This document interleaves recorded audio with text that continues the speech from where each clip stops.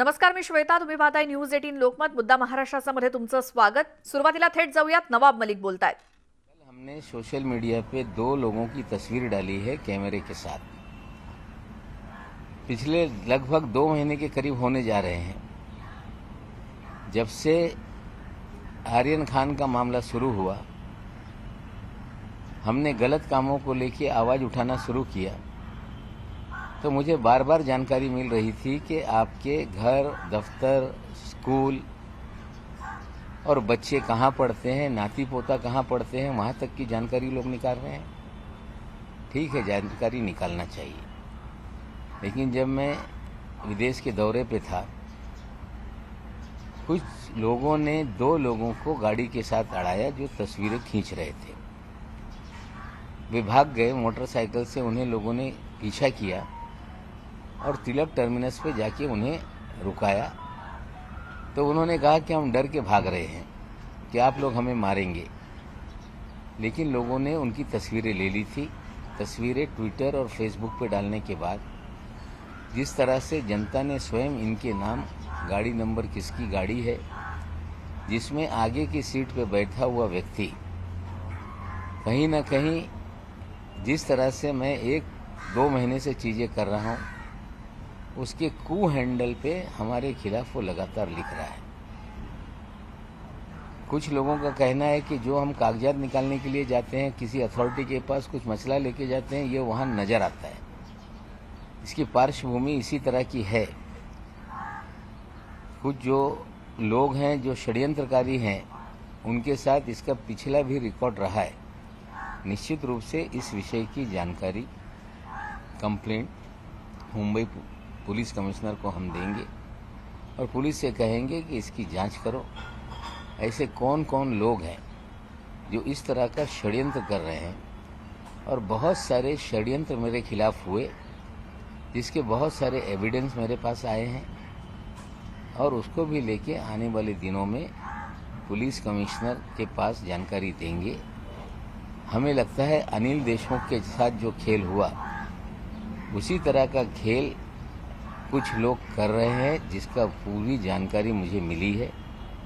बहुत सारे एविडेंस मेरे पास आए हैं। झूठी कंप्लेंट मेरे खिलाफ बाकायदा कराई गई। कराने वाले उनको जानकारी देते रहे और उसके सारे एविडेंस हाथ में आए हैं और निश्चित रूप से उसकी भी हम जानकारी मुंबई पुलिस कमिश्नर को देंगे। सर, लेकिन जिस तरीके से ये पूरा आपके परिवार की रैकिंग की जा रही है, वो कितना सुरक्षा के लिहाज से भी? देखिए, हमें कोई सुरक्षा चाहिए या हम डरते हैं, ऐसा नहीं। लेकिन इसके पीछे क्या मंशा है, क्यों इस तरह की चीज़ें हो रही है? मैंने पहले दिन कह दिया था कि इस तरह की गीदड़ भपकी से, डर पैदा करने से हम डरने वाले नहीं हैं। अगर कोई डराने के लिए कर रहा है तो डराने से हम डरेंगे नहीं, ये स्पष्ट है। और किसी को किसी रिकॉर्ड के लिए चाहिए तो गूगल पे सारी तस्वीरें उपलब्ध हैं। आज के ज़माने में इस तरह की चीज़ें उपलब्ध हो सकती है, लेकिन जिस तरह से रेकी करने का मामला है, पुलिस जांच करेगी कि सच्चाई क्या है इसमें। किसी राजनीतिक पार्टी से भी जुड़ा हुआ है। अनिल देशमुखांच्या विरोधात ज्या पद्धतीने खोटी तक्रार करून त्याच्याविषयी वेगळ्या पद्धतीने सगळं त्यांच्या विरोधात कारवाई सुरू झाली। माझ्या हातात पुरावे लागलेले आहेत। माझे विरोधात स्वतः काही अधिकारी, केंद्रीय यंत्रणेचे अधिकारी स्वतः लोकांना व्हॉट्सॲपद्वारे मसुदा तयार करून पाठवत आहे। स्वतः त्यांना ईमेल ॲड्रेस देत आहे आणि त्यांच्या ईमेल ॲड्रेसच्या माध्यमातून खोटी तक्रारी माझ्या विरोधात करायला लावत आहे। त्याचे पुरावे माझ्या हाती लागलेले आहे आणि भविष्यात हे सगळे पुरावे घेऊन मी पोलीस कमिशनर साहेब यांना तक्रार करणार आहे। याची सखोल चौकशी झाली पाहिजे। म्हणजे राज्यात एका मंत्र्याला अडकवण्याचा डाव जर केंद्रीय यंत्रणा करत असेल तर आम्ही सहन करणार नाही आणि माझ्याकडे जे पुरावे आहे ते खरे पुरावे आहे। या केंद्रीय यंत्रणेच्या अधिकाऱ्यांच्या व्हॉट्सॲप चॅट मला प्राप्त झालेले आहे आणि ते व्हॉट्सॲप चॅट सोबत जोडून मी मुंबई CPला हे तक्रार करणार आहे. मी अमित शहाला तक्रार करणार आहे की तुमच्या अधिपत्याखालचे अधिकारी या प्रकारे जर कामं करत असतील तर ते काय कारवाई करणार आम्ही बघू. पण असे डाव खेळून जर मला भीती निर्माण करण्याचं काम केंद्रीय यंत्रणा करत असतील तर त्यांना कळलं पाहिजे या डावला मी घाबरत नाही. आता पुरावे हाती लागलेले. आता ज्या लोकांनी हे कट कारस्थान केलेलं आहे त्याच्यावर निश्चित रूपाने मुंबई पोलीसला पण लिहिणार आहे, अमित शहाजीला पण लिहिणार आहे. आता ते लोक काय कारवाई करताय ते मी पाहणार आहे. मला एक तक्रारीच्या बाबतीत सगळे पुरावे मिळालेले आहेत. त्या पुराव्याच्या आधारावर मी कमिशनरना पत्र लिहिणार आहे, अमित शहाला जीला पत्र लिहिणार आहे आणि बघू त्याच्यातून काय निष्पन्न होते.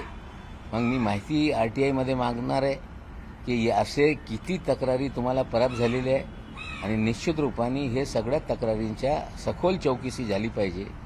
राज्याच्या एका मंत्र्यांना खोटी तक्रारी करून जर फ्रेम करण्याचा डाव असेल तर एक अनिल देशमुख झाले, इतर लोक अनिल देशमुख होतील हे यांचा गैरसमज आहे आणि कारवाई केल्याशिवाय आम्ही थांबणार नाही.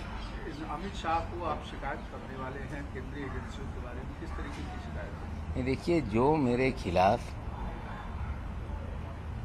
केंद्रीय एजेंसी के लोग स्वयं पूरा ड्राफ्ट बना के व्हाट्सएप के जरिए कुछ लोगों को भेजा, उन्होंने ईमेल एड्रेस दिए और उनसे मेरे खिलाफ मेल पर कंप्लेंट कराई गई है. उसकी सारी जानकारी, बहुत सारे प्रूफ मुझे मिले हैं. उसको लेके मैं मुंबई कमिश्नर को लिखूंगा और साथ ही साथ देश के गृह मंत्री को भी ये पत्र लिखा जाएगा और इसकी जांच करके अधिकारियों पे कार्रवाई करने की हम मांग करेंगे. निश्चित रूप से अगर राज्य के एक मंत्री को इस तरह से झूठे मामलों में फ्रेम करने की कोशिश की जाएगी, उन्हें लगता है कि एक अनिल देशमुख हो गया कई अनिल देशमुख बनाएंगे, उनकी ये कहीं ना कहीं गलतफहमी है. जिस तरह से चीज़ें निकल कर आई है गंभीर विषय है. किसी मंत्री के खिलाफ झूठे कंप्लेंट कराना, उसे कहीं ना कहीं फर्जी मामले में फंसाने की कोशिश करना, इससे गंभीर मामला कुछ हो नहीं सकता. पुलिस कमिश्नर साहब को 2 दिन के भीतर एक पूरा टेक्निकल ड्राफ्ट बना के हम कंप्लेंट करेंगे और निश्चित रूप से आशा करते हैं कि कानून से बड़ा कोई नहीं और कार्रवाई होगी. राज्य सरकारला कुठेतरी बदनाम करण्याचा तर डाव नाही ना? बघा, केंद्रीय यंत्रणेचा वापर करून या सरकारला बदनाम करण्याच्या कट कारस्थान हे सुरूच राहिलेलं आहे. कधी ईडीचा वापर होते, कधी CBIचा वापर होते, कधी इन्कम टॅक्सचा वापर होते, आता NCBचा वापर पण होऊ लागलेला आहे. या केंद्रीय यंत्रणेचा भीती निर्माण करणे, या यंत्रणेच्या माध्यमातून कुठेतरी सरकारला बदनाम करण्याचा कट कारस्थान सुरूच आहे. आता जे पुरावे माझ्या हाती लागलेले हे गंभीर पुरावे आहे. याची तक्रार मी कमिशनर साहेब यांना करणार आहे आणि गृहमंत्र्यांना पण ते पत्र पाठवणार आहे. सर, हा एवढा गंभीर तुम्ही आरोप केला, हा नेमका व्यक्ती कोण आहे याच्याबद्दल काय आवाज दाबण्याचा हा सगळा प्रयत्न आहे असं म्हणावं. हे बघा, असं आहे की विषय कोर्टाचा आहे. मी कुणाचं नाव घेणार नाही. कोर्टाचा मी आदर करतोय. जे काही म्हणणं आहे मी कोर्टात सादर करणार आहे. निश्चित रूपाने या देशामध्ये राईट टू स्पीक हे फंडामेंटल राईट आहे. एखाद्या कोर्टाने काही काळासाठी आदेश दिला असेल तर त्याचा आदर करणं हे प्रत्येकाची जबाबदारी आहे. कोर्टाचा मी आदर करतोय, त्याविषयी काही बोलत नाही. पण जी खोटी तक्रार करण्याबाबत काही अधिकारी काम करत होते त्यांच्या विरोधात मी तक्रार करणार आहे. सर, ये जो 2 लोग रेकी कर रहे थे उसमें कोई पार्टी से जुड़ा हुआ भी है? जिस तरह से उनके कू हैंडल पे उन्होंने ट्वीट किया है, कहीं ना कहीं जो भारतीय जनता पार्टी से उनके तार जोड़ते हैं, निश्चित है. सर, तुम्ही गंभीर आरोप केला त्या व्यक्तीबद्दल काही डिटेल्स तुम्ही सांगू शकाल का? जो अशा पद्धतीनं तुमची रेकी करतो किंवा तुमच्या तक्रारी अनेकांना पाठवण्यात येत आहेत आणि त्यांच्यावर कुठेतरी तुमच्यावर होणार नाही, आता असं आहे, या तक्रारी झाल्यानंतर मी मीडियाला ते सगळ्या तक्रार जे झाली ते पुरावे माझ्याकडे आहे, मी ते सगळ्यांना सादर करणार आहे. हिंदी में जानना चाहेंगे सर कि जिस तरीके से कल से सरकार गिराने को लेकर के जो कोशिशें चल रही हैं और मॉर्फ फोटो वायरल हो रहे हैं, उसको कैसे देखते हैं? देखिए, ऐसा है कि कल पवार साहब, प्रफुल्ल पटेल जी, जो पार्लियामेंट की संसदीय समिति होती है उसकी मीटिंग के लिए गए और डिफेंस की मीटिंग थी। जिस तरह से चीन का मामला है, गांव बनाने का मामला है, उसको लेके गंभीर विषय है। पवार साहब दिल्ली में थे, प्रफुल्ल पटेल दिल्ली में थे और राणे साहब ने बयान दे दिया कि मार्च महीने में सरकार हम बनाएंगे।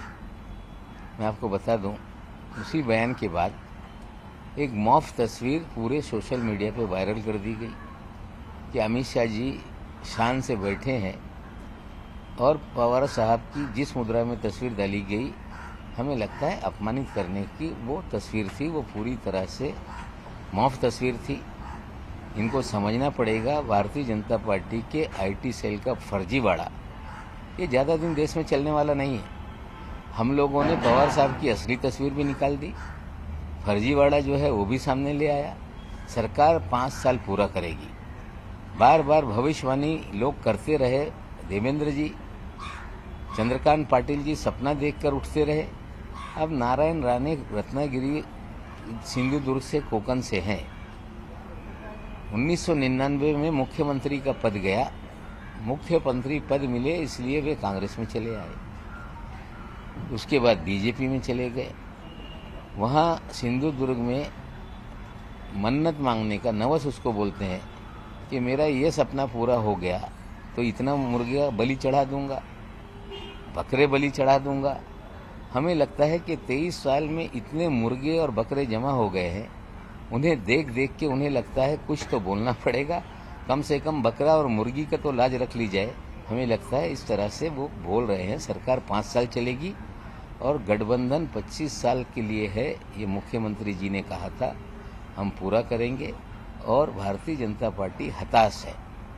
लगातार जो एनसीपी कांग्रेस से लोग बीजेपी में गए थे, पाला बदलने का मूड बना रहे हैं। पाला बदल न दे लोग, इसी डर से जो लोग मूलतः कांग्रेस एनसीपी के थे उन्हें रोके रखने के लिए इस तरह के बयान 2 साल से आ रहे हैं। हमें लगता है कि बहुत सारे विधायक जो कांग्रेस और राष्ट्रवादी के थे, अब उनका सब्र का पैमाना ये छलकने वाला है। उन्हें रोकने के लिए इस तरह की खबरें प्लान की जाती हैं, मॉफ फोटो भेजे जाते हैं और राणे साहब की तरह सारे नेता लगातार बोलते रहते हैं। एसटी स्ट्राइक पे भी कहीं न कहीं बीजेपी, आप लोगों का आरोप है कि बीजेपी उसको प्रवोक कर रही है, खत्म ना हो और उसका राजनीतिक लाभ उठाया जा सके। देखिए, ऐसा है कि किसी भी महामंडल को सरकारी के साथ विलीन करना ये कहीं भी संभव नहीं। सरकार ने कर्मचारियों के तनख्वाह बढ़ाने का निर्णय लिया, समय पे तनख्वाह मिले, साथ ही साथ बोनस मिले, इसको लेके सारे फैसले किए गए। लेकिन भारतीय जनता पार्टी लोगों को गुमराह कर रही थी। उनके 2 विधायक और सारे विधायक नेता महाराष्ट्र भर में एसटी डिपो तक जा रहे थे, लोगों को गुमराह कर रहे थे। और जिस तरह से ये पूरा मामला बनाया गया, जो व्यवहारिक दृष्टिकोण नहीं रखता। एक मंडल के कर्मचारियों को राज्य सरकार अपना कर्मचारी मान लेगी तो लाखों कर्मचारी हैं जिन्हें राज्य सरकार को अपना कर्मचारी मानना पड़ेगा और उन कर्मचारियों की तनख्वाह देने के लिए भी राज्य सरकार को कर्ज निकालने पड़ेंगे। इस तरह से संभव नहीं। बीजेपी ये सारा खेल खेल रही थी। धीरे धीरे कर्मचारियों को समझ में आ रहा है, काम पे लौट रहे हैं। हमें लगता है कि कुछ समय में सच्चाई जैसे जैसे सामने आ रही है, कर्मचारी काम पे लौटेंगे। रोज केसरी महाराष्ट्र सरकार ने जो एसआईटी बनाई थी उसकी रिपोर्ट कब आएगी, एक सवाल कर रहे थे। मैं देखिए कौन सवाल कर रहा है, जिनकी औकात नहीं, ऐसे लोगों के जवाब देने के लिए तैयार नहीं। लेकिन सवाल करने वालों को समझना पड़ेगा कि जेल जाने की तैयारी में रहें, नंबर तुम्हारा आएगा।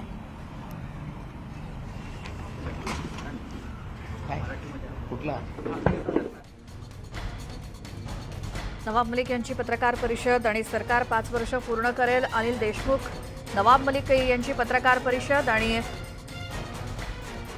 माझ्या कुटुंबियांवरती पाळत ठेवली जाते, माझ्यावरती पाळत ठेवलीच जाते, घरावर शाळांवर रेकी केली जाते, मी दुबईला असताना फोटो काढले गेले, असे अनेक मुद्दे त्यांनी आजच्या पत्रकार परिषदेतून मांडले। फोटो बीजेपी आयटी सेलनी तयार करून सोशल मीडियावर शेअर केला। काही काळामध्ये आमच्या लोकांनी ओरिजिनल फोटो दोन्ही समोर आणून हे जनतेला स्पष्ट करून दिलेलं की हे सगळं फर्जीवाडा हे बीजेपीच्या IT सेलनी केलेलं आहे. गेली 2 वर्ष महाराष्ट्रामध्ये भारतीय जनता पक्षाचे लोक भविष्यवाणी पहिले देवेंद्रजीचा सुरू होता,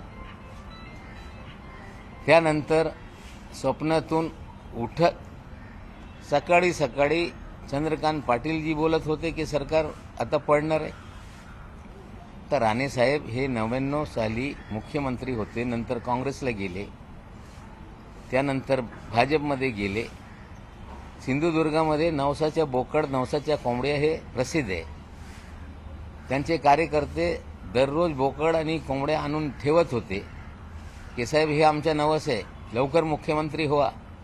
आता इतके नवसाचे बोकड आणि कोंबड्या त्यांनी जमवलेल्या आहे, त्याच्यासाठी ते बोलले काय असं आम्हाला वाटते. महाराष्ट्रामध्ये सरकार हे खंबीरपणे उभं आहे. 2 वर्ष पूर्ण झाले, 5 वर्ष पूर्ण करणार आहे. पवारसाहेब दिल्लीत हे संरक्षणच्या समितीच्या बैठकीत गेले होते, चीनच्या विषय असताना तिकडे गेले, प्रफुल्लभाई दुसऱ्या समितीला गेले आणि हे फोटो सर्क्युलेट करून लोकांमध्ये भ्रम निर्माण करण्याचं काम भाजपचे लोक करत होते. सरकार 5 वर्ष तर पूर्ण करतच, पण मुख्यमंत्री महोदयांनी ज्या प्रकारे सांगितलं होतं की हे आमची आघाडी हे 25 वर्षासाठी आहे, जनतेचा कल आमच्या बाजूनी आहे. आणि आता जे आम्हाला सूचना मिळते, बरेचसे आमदार जे काँग्रेस राष्ट्रवादीतून भाजपमध्ये गेले होते, ते जास्त काळ सत्तेसाठी गेले होते, त्यांना थांबता येत नाही. त्यांना थांबून राहण्यासाठी या प्रकारच्या पुड्या भाजपचे नेते सोडत राहत आहे. पण जे सत्य परिस्थिती आहे ते लोकांच्या समोर आहे. लवकरच बरेचसे काही आमदार भाजपला सोडचिठ्ठी देऊन जे त्यांच्या घरात मूलतः घर आहे त्यांची घर वापसी काही दिवसात होणार आहे. नवाबजी, अतुल भातखळकरांनी देखील आता एका मिनिटापूर्वी ट्विट केलं आहे की जे गृहमंत्री आहेत ते तुमच्याच पक्षाचे आहेत, तर मग तुम्ही जी पाळ ठेवलेली तक्रार करण्याची ट्विटरद्वारे का करताय? तुमचा विश्वास नाही का गृहमंत्र्यांवरती? अरे सोशल मीडियाचा वापर मोदी साहेबांनी आम्हाला शिकवलेला आहे, त्यांच्याशीच आम्ही आहोत. सोशल मीडिया, ट्विटर, फेसबुकचा वापर कसा करायचा हे आम्ही त्यांच्याकडून शिकलो. आणि इतका तयार झालेला आहे विरोधक की त्यांच्या 4 मुंड्या चित सोशल मीडियावर होते, त्यामुळे त्यांना भीती वाटते. जे कायदेशीर कारवाई ते होणारच आहे, पण तुमच्या चिरहरण जनतेमध्ये करणं हे आमची जबाबदारी आहे, ते आम्ही करत राहू. क्या बीजेपी का क्या चिरहरण करने के लिए आप लोगों ने ट्विटर के बाद देखिए, ऐसा है कि सोशल मीडिया पर झूठी खबरें फैलाने का काम भारतीय जनता पार्टी ने शुरू किया था देश में. 2014 में झूठ फैलाकर सरकार में आए और 7 साल में सोशल मीडिया के जरिए लोगों को गुमराह किया. लेकिन विपक्ष के कार्यकर्ता अब उसी अखाड़े के पहलवान बन गए और इतने माहिर हो गए कि इनका झूठ तुरंत वो लोगों के सामने ला देते हैं. अब तुमने ही नया अखाड़ा खोला था और अखाड़े के पहलवान अब तुमसे मजबूत हो गए, तो आप कहते हो कि इस अखाड़े में क्यों खेल रहे हो? अखाड़ा तुमने बनाया था, तुम्हें हम पूरी तरह से चित करेंगे. ये सवाल खड़ा करना कि सोशल मीडिया पे क्यों आते हो, तुम्हारे अखाड़े में हम तुम्हें पछाड़ रहे हैं, तो बौखलाओ नहीं. ये अखाड़े में तुम्हें पूरी तरह से हम हराएंगे, ये आपको समझना पड़ेगा.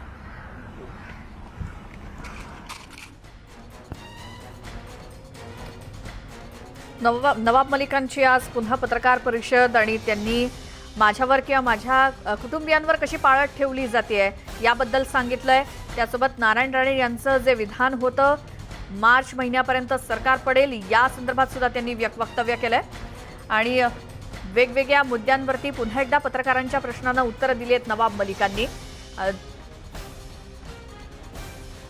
केंद्रीय एजन्सीच्या माध्यमातून आम्हाला बदनाम केलं जात आहे, अनिल देशमुखांसोबत केलं तसं माझ्यासोबत करण्याचा प्रयत्न आहे, माझ्या हाती अनेक पुरावे आहेत, ते मी मांडत राहीनच, तुमच्या समोर आणेनच असंही ते म्हणाले. एक छोटासा ब्रेक घेऊन आपण लगेच परत येऊयात. पाहत राहा न्यूज 18 लोकमत.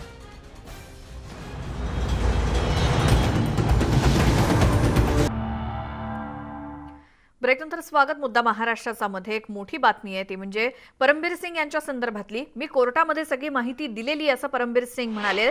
न्यूज 18 लोकमतला त्यांनी ही माहिती दिली. कामावर परत कधी रुजू होणार यावरती अद्याप त्या संदर्भात काही निर्णय झालेला नाही असं देखील परमबीर सिंगांनी सांगितलंय. आज मात्र चौकशीला कुठेही जात नाही असं देखील त्यांनी स्पष्ट केलंय. परवा मुंबईमध्ये तब्बल 7 महिन्यानंतर परमबीर सिंग आले. त्यानंतर आधी मुंबईच्या कांदिवलीमध्ये त्यांची तब्बल 6.5 ते 7 तास चौकशी झाली गुन्हे शाखेकडून. त्यानंतर काल देखील बऱ्याच ठिकाणी त्यांना चौकशीला सामोरं जावं लागलं. आज मात्र कुठेही चौकशीला जात नाहीये असं परमबीर सिंग यांनी सांगितलं. न्यूज 18 लोकमतला त्यांनी माहिती दिली. मी कोर्टामध्ये सगळी माहिती दिलेली आहे. कामावरती परत कधी रुजू होणार यावरती अद्याप काही निर्णय झालेला नाही असं परमबीर सिंग यांनी न्यूज 18 लोकमतला सांगितलंय.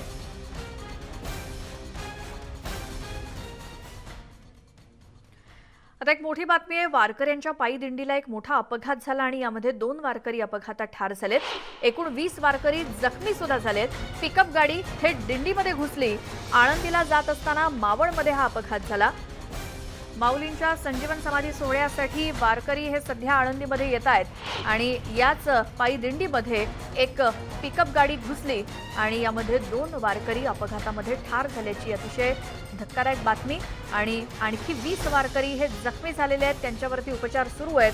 आळंदीला जात असताना मावळमध्ये हा अपघात झाला, ज्यामध्ये एका गाडीच्या धडकेत जी गाडी या पायी दिंडीमध्ये घुसली आणि यामध्ये 2 वारकरी जागीच ठार झालेत. तर जे जखमी आहेत त्यांना उपचारासाठी हॉस्पिटलमध्ये दाखल करण्यात आलंय.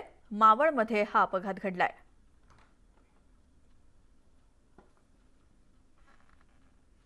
अहमदनगर जिल्हा रुग्णालय जळीतकांड प्रकरणी तोफखाना पोलीस ठाण्यामध्ये गुन्हा दाखल झालाय आणि या प्रकरणामध्ये संशयाची सुई असलेल्या जिल्हा शल्यचिकित्सक सुनील पोखरणा यांनी जामिनासाठी न्यायालयात धाव घेतली आहे. यावर काल युक्तिवाद झालाय. यामध्ये इमारत पूर्णत्वाचा दाखला देण्यात आलेला नाही, फायर ऑडिट झालंय की नाही हे देखील माहीत नाही. अशी परिस्थिती असताना अतिदक्षता विभाग सुरू ठेवण्याची परवानगी देण्यात आली होती आणि याच अतिदक्षता विभागाला आग लागली आणि 14 जणांचा मृत्यू झाला. ही मोठी दुर्घटना असून पोलीस याचा तपास करतायत आणि यामध्ये दोषी कोण हे अद्याप समोर येणं बाकी आहे. त्यामुळे जिल्हा शल्यचिकित्सक सुनील पोखरणा यांना जामीन देऊ नये असा युक्तिवाद करण्यात आलाय. यावर आज सुनील पोखरणा यांना जेल मिळणार की बेल हे न्यायालयाच्या निर्णयानंतर कळेलच.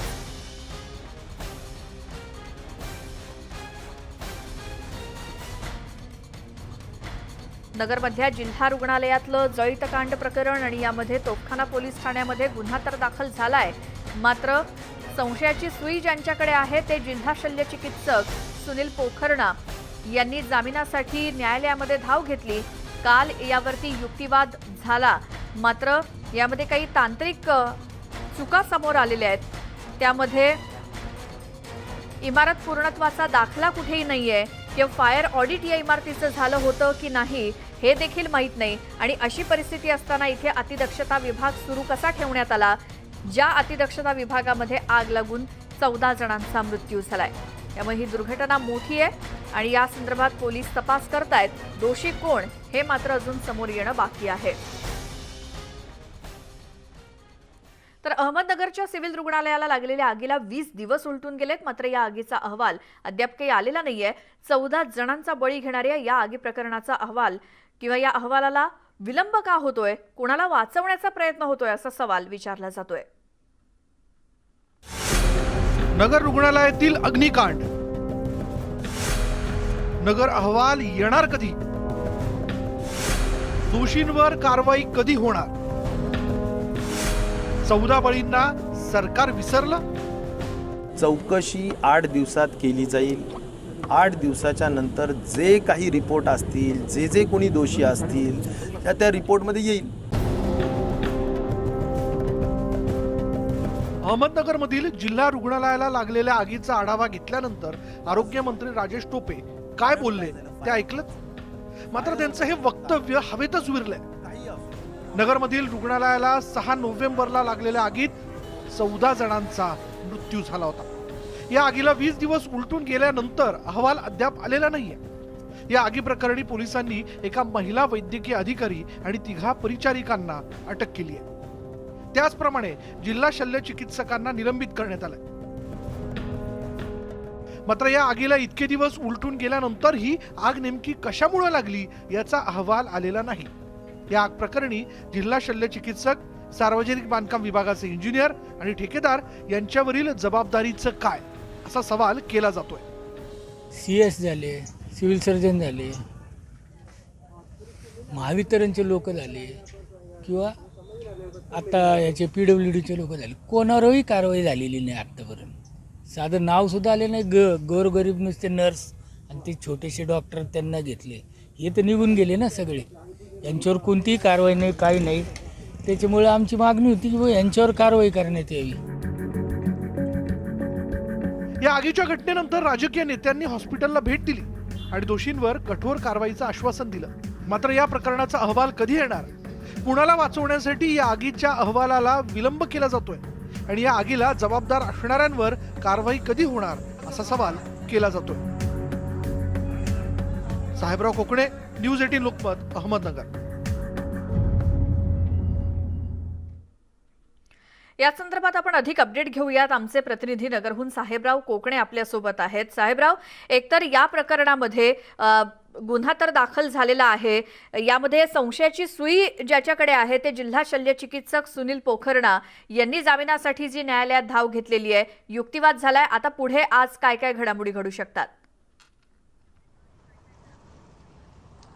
या सगळ्या प्रकरणामध्ये आज 1च्या दरामध्ये याच्या सुनावणी होणार आहे. परंतु प्रश्न असा आहे की ज्या दलित कांडामध्ये जो 14 लोकांची बळी गेलेली आहेत त्याचा आज 22वा दिवस आहे. आजही परत अहवाल नाही. आरोग्यमंत्री राजेश टोपे यांनी सांगितलं की आम्ही 7 दिवसामध्ये अहवाल देऊ. त्यानंतर एक समिती नेमली गेली. त्या समितीचे अध्यक्ष जे आहेत राधाकृष्ण गमे हेही आले होते. ते म्हणले आम्ही 10 ते 12 दिवसामध्ये अहवाल देऊ. पण आज तागाय त्या सगळ्या प्रकरणाचा अहवाल नाही. त्याचं कारण काय आहेत? वेगवेगळ्या प्रकारची कारणं असतील, पण अहवाल काय येत नाही? कारण त्या अहवालामुळं पोलिसांचा तपास थांबला असं पोलीस सांगतात की अहवाल प्राप्त नाही. शेवटी पोलिसांनी विद्युत निरीक्षक आहेत त्यांचा अहवाल बाकी होतं, त्यांना एक नोटीस काढलेली आहे की तुम्ही अहवाल द्या. वेळोवेळी सांगूनही अहवाल देत नाही तर प्रश्न काय, यांचं म्हणणं काय हे पण कळलं नाही. आपल्याबरोबर मनसेचे शहर अध्यक्ष आहेत नितीन बुतारे. नितीन बुतारे, मला सांगा की ह्या सगळ्या प्रकरणाला तुम्ही कसं पाहतात? या सगळ्या सिव्हिल हॉस्पिटलच्या जहित कांडामध्ये आज जर तुम्ही पाहिलं तर महाराष्ट्र नवनिर्माण सेनेने पहिल्यापासून जेव्हापासून ही घटना घडली तेव्हापासून असं म्हटलं की जे काही सिव्हिल सर्जन असतील, जे काही अधिकारी असतील, उच्च पदस्थ अधिकारी, याला सर्वस्वी जबाबदार उच्च पदस्थ अधिकारी. तुम्ही काही 2-3 परिचारक, ट्रेनर, डॉक्टर यांना अटक करून असं दाखवलं का आम्ही काहीतरी एखादा गड जिंकला. शेवटी त्यांच्यावर तुम्ही अन्यायच केला. तसं जर पाहिलं गेलं तर तुम्ही त्यांच्यावर अन्याय काय केला की मोठ्या हस्तींना झाकण्यासाठी तुम्ही त्या गरिबांवर अन्याय केला.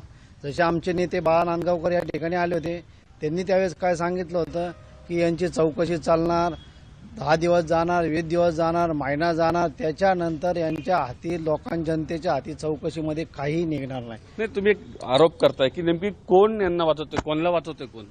याच्यामध्ये सरळ सरळ आरोग्यमंत्रीच वाचवत आहेत. आमचा महाराष्ट्र नवनिर्माण सेनेचा सरळ सरळ आरोप आहे. जर तुम्ही जर पाहिलं तर राजेश टोपे मागे 1-1.5 वर्षापूर्वी येऊन डायरेक्ट त्याच दिवशी सुनील पोखरणासारख्या माणसाला एका दिवसात तुम्ही सिव्हिल सर्जन करता. मग याचा अर्थ तुमच्या जवळचे व्यक्ती आहेत ते. आमचा सरळ सरळ आरोप आहे सिव्हिल सर्जनांना वाचवण्यामागं आरोग्यमंत्र्यांचा जाते आणि याच्यात आरोग्यमंत्री सुद्धा दोषी आहेत. तुम्ही ज्यावेळेस भंडारामध्ये ज्यावेळेस आग लागली होती भंडारा सरकारी हॉस्पिटलमध्ये, तर त्यावेळेस सुद्धा तुम्ही सांगितलं होतं की आम्ही ताबडतोब फायर ऑडिट करणार, फायर ऑडिट करून फायर यंत्रणा तिथं फायर सेफ्टी बसवणार. अहो मग फक्त आरोप करून उपयोग नाही. या फायर सेफ्टी बसवणार कोण? सिव्हिल सर्जन म्हणताना आम्ही वारंवार पाठपुरावा केला, पत्रव्यवहार केला, पण इथं फायर सेफ्टी यंत्रणा बसवली नाही. मग दोषी कोण आहे? आरोग्यमंत्री सुद्धा तेवढेच दोषी आहेत. यांनी एक आरोप केलेला आहे की सिव्हिल सर्जन बरोबर आहे, कारण ज्या शासकीय रुग्णालयाची जबाबदारी ही सिव्हिल सर्जनवरती असते. त्यांना अनेकदा पत्र लिहिले होते की या सगळ्या प्रकरणात तुम्ही चौकशी करा, यंत्रणा बसवा. अनेकदा वारंवार अहवाल देऊनही त्यांनी काम केलं नाही. याचा अर्थ या घटनेला कुठेतरी दोषी आहे. ज्यावेळेस फिर्याद दाखल झाली त्यावेळेस सुनील पोखरणा 57 कोर्टामध्ये गेले की मला जे जामीन द्या. याचा अर्थ सुनील पोखरणा हे माहित आहे की आपण याच्यामध्ये गिल्टी आहोत, म्हणूनच ते न्यायालयात गेले, कारण पोलीस तपासांनी त्याच्यामध्ये कुठेही त्यांचं नाव घेतलं नाही. याचा अर्थ असा होतो की या सगळ्या प्रकरणामध्ये सुनील पोखरणा दोषी आहेत असं मानूनच ते कोर्टामध्ये गेले. आज 1 वाजता याच्यावरती सुनावणी होणार आहे. त्यांना बेल द्यायचा का जामीन द्यायचा की बा त्यांना या सगळ्या गुन्ह्यामध्ये अटक करायची हा पोलिसांसमोर आहे. कारण न्यायालयामध्ये गेल्यामुळे पोलिसांना हा तपास पुढे करता येत नाही, कारण स्टेप बाय स्टेप हा. धन्यवाद तुम्ही दिलेल्या या सगळ्या माहितीसाठी. त्यामुळे आज यांच्या जामीन अर्जावरच्या सुनावणीनंतर कळेल की नेमकं काय होतंय, कारण दोषी कोण या सगळ्या प्रकरणामध्ये ते अजूनही काही सिद्ध झालेलं नाहीये. एक छोटासा ब्रेक घेऊन आपण लगेच परत येऊयात. पाहता मुद्दा महाराष्ट्राचा.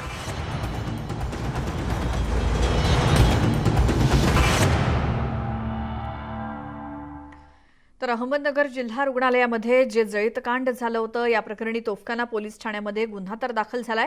मात्र या प्रकरणामध्ये संशय ज्यांच्यावरती आहे जिल्हा शल्यचिकित्सक सुनील पोखरणा यांनी जामिनासाठी न्यायालयात धाव घेतली आहे आणि यावरती काल युक्तिवाद झालाय. आज त्यांच्या जामीन अर्जावरती सुनावणी आहे. तर नगरमधल्या या सगळ्या घडामोडींवरती आपलं लक्ष असेलच. तुर्तास एक छोटासा ब्रेक घेतोय. पाहत राहा न्यूज 18 लोकमत.